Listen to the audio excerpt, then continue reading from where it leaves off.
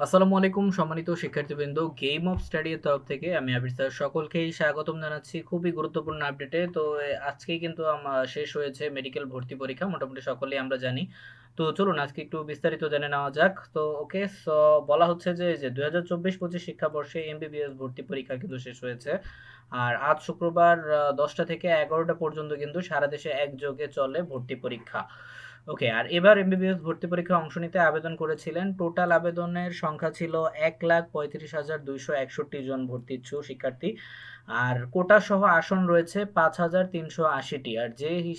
আর সেই হিসেবে এবার একটি আসনের বিপরীতে শিক্ষার্থী লড়ছে হচ্ছে 25 জন করে, ঠিক আছে।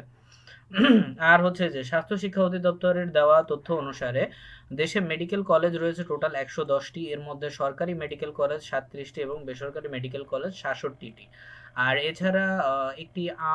এছাড়াও একটি আর্ম ফোর্সেস মেডিকেল কলেজ এবং 5টি বেসরকারি আর্মি মেডিকেল কলেজ রয়েছে।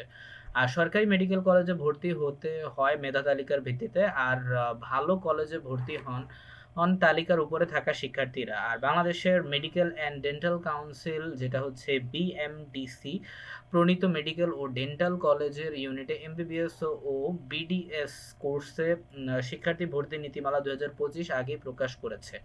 আর এবার 24-25 শিক্ষাবর্ষে এমবিবিএস কোর্সে ভর্তিতে দ্বিতীয়বার ভর্তির কিন্তু পরীক্ষা দেওয়ার জন্য দুইভাবে হচ্ছে নাম্বার কাটার কথা বলা হয়েছে। আর এবারও পাস নাম্বার হচ্ছে 40, ঠিক আছে। তো ওকে, সো এই ছিল এখনকার আপডেট। নিয়মিত আপডেট পেতে অবশ্যই চ্যানেলটিকে সাবস্ক্রাইব করতে ভুলবেন না। ধন্যবাদ সবাইকে, আল্লাহ হাফেজ।